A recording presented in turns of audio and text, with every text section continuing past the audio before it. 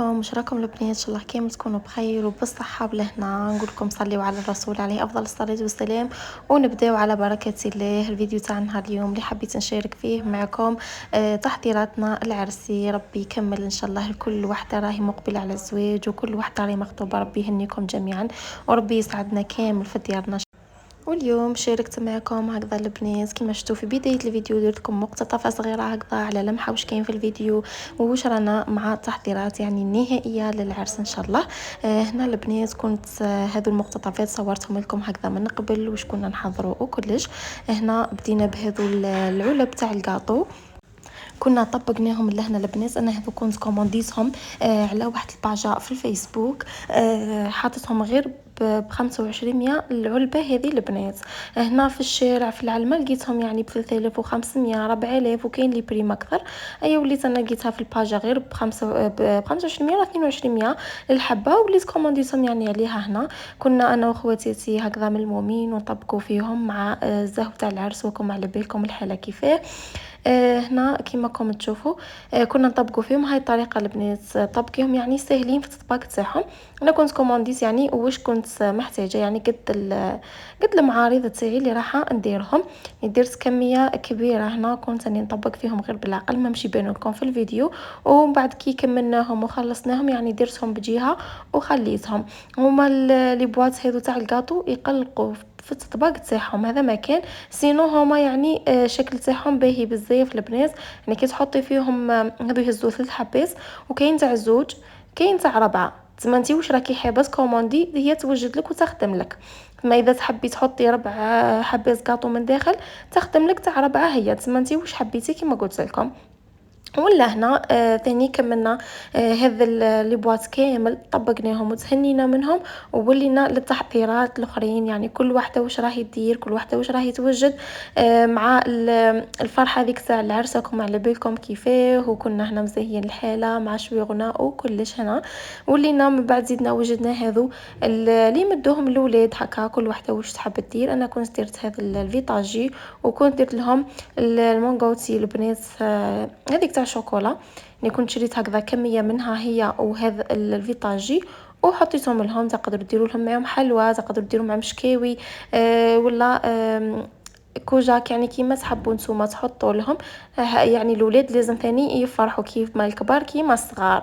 وكيما على بالنا باللي الصغار هما اللي يعني يفرحوا بزاف بالحوايج هذو.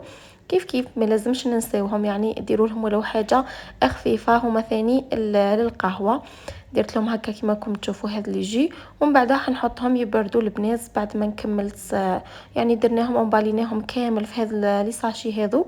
انا خيرت هذو اللي فيهم لي ستيكرز هذو، وانتم خيروا ثاني. كاين بزاف اشكال يعني لي موتيف هذو اللي من برا اللي تحبي ديري فيهم. انا خيرت شوفوا هذا الشكل مربع خير باه يهزوا لي الجي مع هذاك الفيتاجي مع هذاك المانغوسي. بس كون نحط كاين هذوك اللي جايين شكل كورني هذوك ما يهزوا لكمش بزاف. هذوك تقريبا تاع حلويات ولا هكا حاجه خفيفه برك، يعني مش راح يهزوا لكم الفيتاجي. يعني باطه تاع الفيتاجي ما تستهزش في هذوك تاع الساشي هذوك اللي جايين شكل كورني. المهم هنا كنا هكا يد بيد وهنا متعاونين ونوجدوا مع بعضنا. كنا هكا كيما راكم تشوفوا كل وحده واش راهي تخدم فينا. يعني الحاجه اللي نحطوها نتعاونوا فيها باه نكملوها نتهناو منها ونحيوها طول علينا. ها هم كيفاه جاو البنات شوفوا. هنا راني صورت لكم يعني كيفاه كانوا يخدموا وكيفاه كانت الحاله هنا وكلش.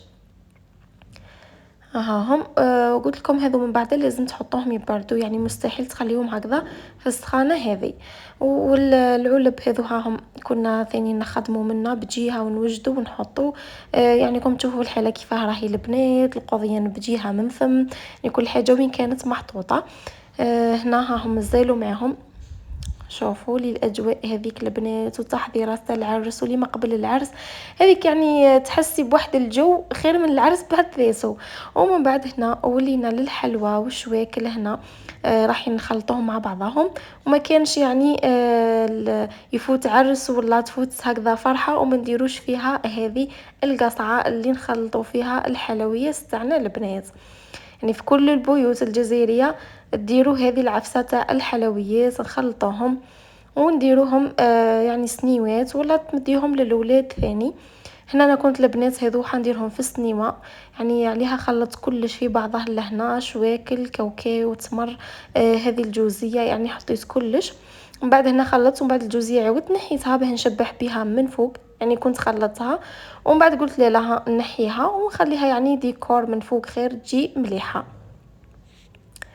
هنا كيف كيف زيد حطيت هذاك الجوز، حطيت اللوز، هذيك الحلوى تاع الكراميل، شواكل كيما قلت لكم، خلطت كلش في بعضها هكذا وديكوريتهم في هذه السله. شوفوا كيفاه جاو. هذه السله البنات كنت شريتها ب45 ألف، من بلعلة، من الحوانت اللي يبيعوا حوايج تاع الحلويات وكلش، راهم يبيعوا فيهم اشكال اللي تحبوا.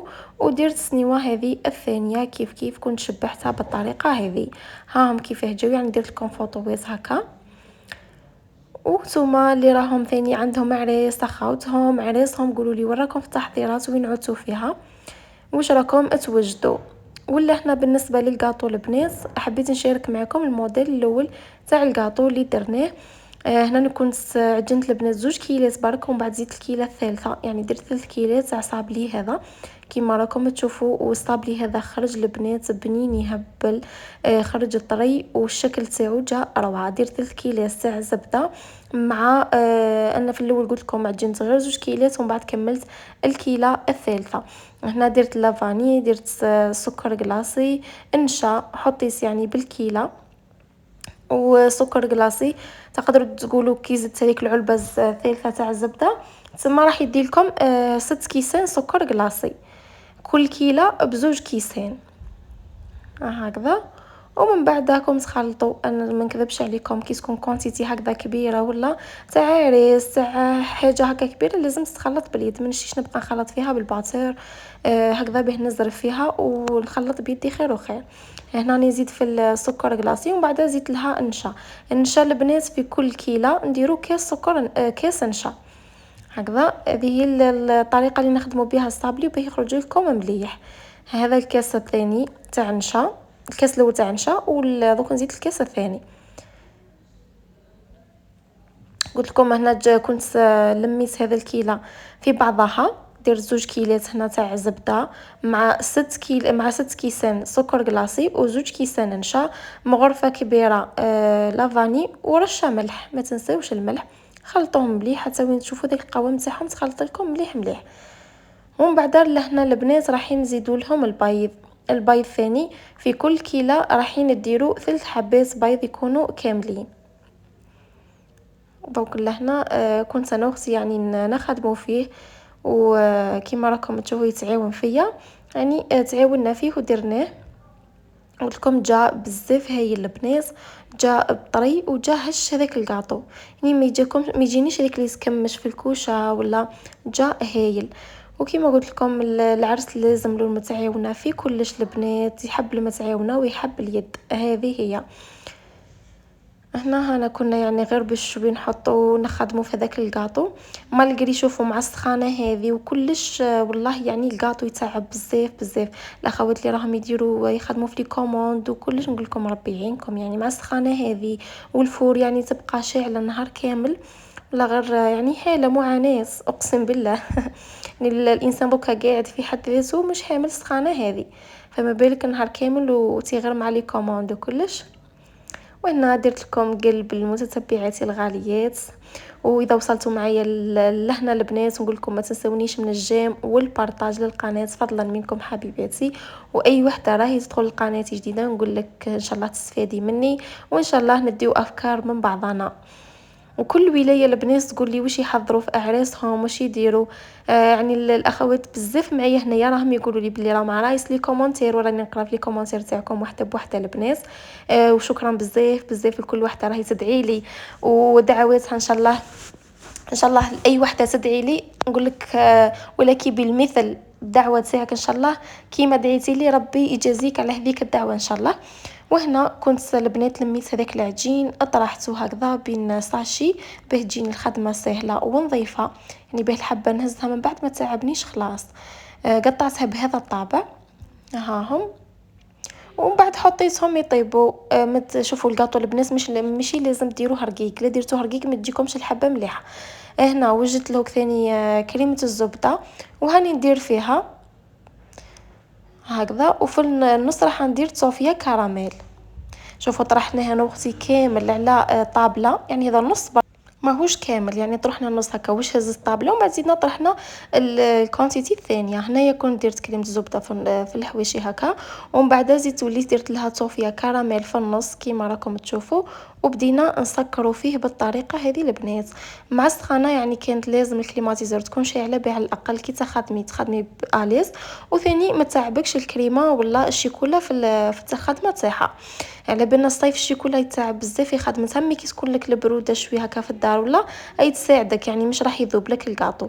هنا شوفوا البنات حبيت نشارككم هذه الطريقه سهله بزاف تخدموا بها الكاطو تاعكم وما تعبكمش، سيرتو في الكلاصاج تاع شيكولا ولا ديري هكا حاجه هكذا اللي تحاول انه تطلق لك هذيك الشيكولا. كيما انا درت هذا الشباك اللي نشويو عليه وكلش، حطيت الحبات هكذا وني كلاصي فيهم في نفس الوقت راني نزرب نكلاصي، ولا هنا ثاني بهذاك الشيكولا كامل تعاود تسيح.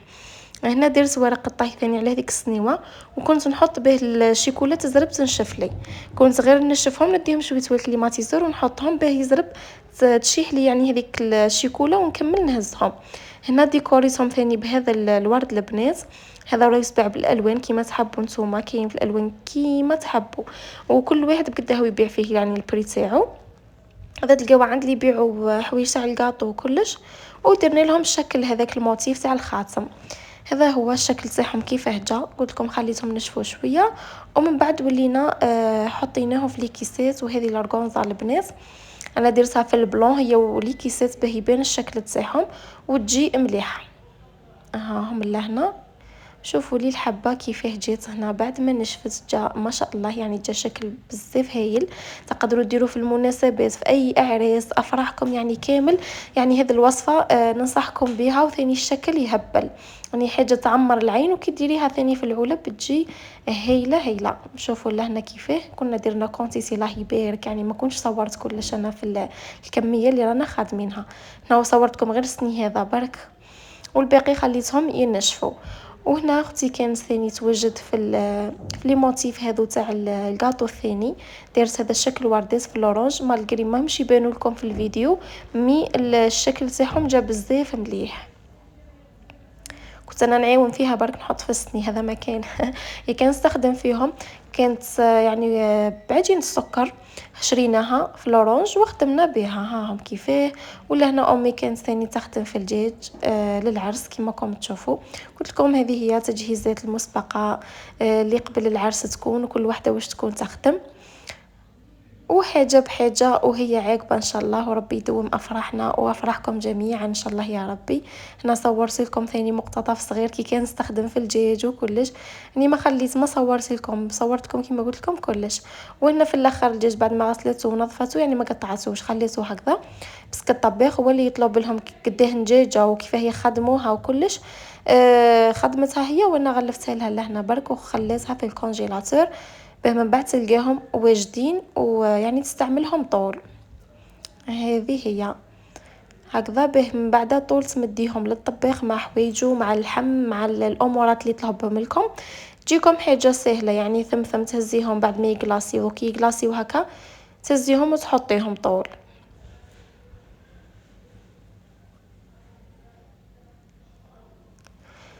انا صراحه يعني هذو التحضيرات والاجواء هذه اللي قبل العرس نموت عليها، يعني كما قلت لكم خير من العرس بحد ذاته. وهذه هو الفيديو تاعنا لنهار اليوم، ان شاء الله يكون عجبكم، ونقول لكم الى اللقاء وفي الملتقى حبيباتي.